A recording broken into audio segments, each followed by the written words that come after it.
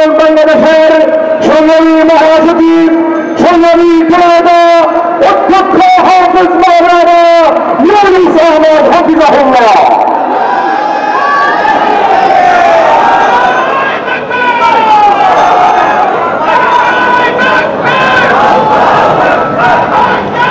আসসালামু আলাইকুম ওয়া রাহমাতুল্লাহি ওয়া বারাকাতুহু। নাহমাদুহু ওয়া নাশকুরুহু ওয়া নুসাল্লি আলা রাসূলিহিল কারীম। ইসলামী আন্দোলন বাংলাদেশ কর্তৃক আয়োজিত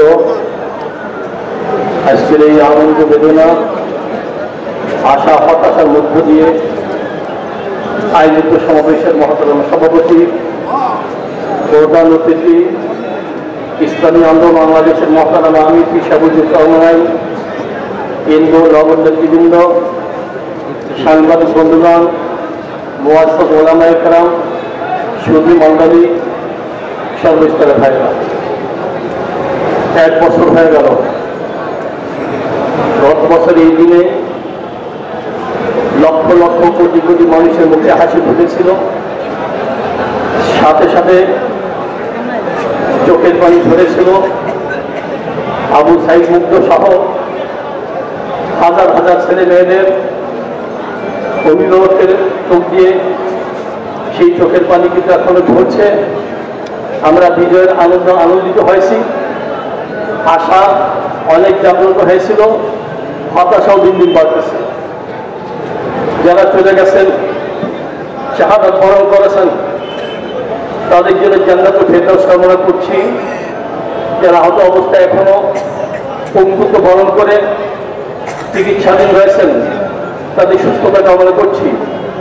আর যারা অভিভাবক আপনজন হারা হয়েছেন, আমরা তাদের জন্য দোয়া করি, আল্লাহ পাক তাদেরকে ধৈর্য ধারণের তৌফিক দান করেন।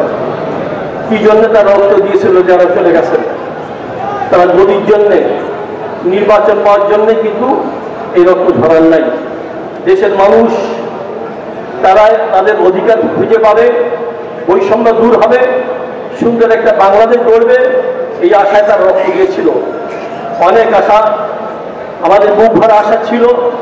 দিন দিন বিভিন্ন চিত্র দৃশ্য দেখে আমাদের হতাশা তৈরি হচ্ছে।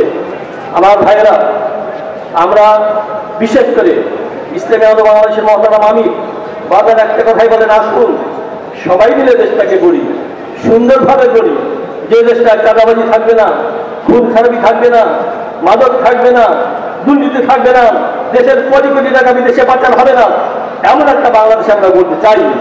আলহামদুলিল্লাহ, অধিকাংশ রাজনৈতিক দল, দেশের অধিকাংশ মানুষ সাড়া দিয়েছেন, কিন্তু কিছু কিছু দল, কিছু কিছু মানুষ তারা অন্য বিষয়ে ব্যস্ত হয়েছেন। অতি তাড়াতাড়ি চাঁদাবাজিকে কিভাবে বৈধ দিবে, অতি তাড়াতাড়ি দিল্লিকে বৈধ দিবে, এর জন্য তারা ব্যস্ত হয়ে পড়েছে। আমরা ব্যস্ত হয়েছি দেশকে গড়বার জন্য। আমরা প্রস্তুত থাকবো। আমাদের মহতারাম অনেকগুলো ঘোষণা দিয়েছেন, তার মধ্যে একটা হলো এই, আমরা জানেন পট পরিবর্তনের পরে দেশের মানুষের মধ্যে এক আশা জাগ্রত হয়েছিল, দেখি আমরা বিকল্প কিছু পাই কিনা। অনেক শাসন দেখেছি, অনেক সরকার দেখেছি, কেউ মুক্তি দিতে পারে নাই, শান্তি দিতে পারে নাই। বিকল্প শক্তি হিসাবে তারা ইসলামী শক্তিকে করতে চায়। এই জন্য আমাদের মতো অনেক ঘোষণা দিয়েছিল, আসুন ইসলামের পক্ষে একটা বাক্স যাবে। আলহামদুলিল্লাহ, এই ঘোষণা দেওয়ার পর পাড়ায় মহল্লায় গ্রামে গঞ্জের একটা সারা পড়ে গেছে। আসুন আপনারা জন্য, আসুন এক জায়গায়, আসুন একটা বাক্স দেন। আমরা দেখি পরীক্ষামূলক হলেও আমরা বিকল্প শক্তি দেখতে চাই, ইসলামী উত্থান পেতে চাই। আমরা দেখতে চাই আল্লাহ পাক যেন এদেশের সমৃদ্ধির জন্য, উন্নতির জন্য, উন্নয়নের জন্য যথাযথভাবে আমাদেরকে কাজ করার তৌফিক দান করেন। আমাদের মহতরম আমির অনেক ঘোষণা দিয়েছেন, আগামীতে অনেক ঘোষণা আসবে। তবে সবসময় একটা কথা, হকের পক্ষে থাকতে চাই, বাতের বিরুদ্ধে আমরা অবস্থান নিতে চাই। এই জন্য আমি যে কোনো ঘোষণার জন্য অপেক্ষা করবো। আল্লাহ পাক আমাদেরকে দেশ গড়বার জন্য, দেশের উন্নয়নের জন্য, অগ্রগতির জন্য, স্বাধীনতার জন্য, সার্বভৌমত্ব রক্ষার জন্য মেহনত করার তৌফিক দান করেন।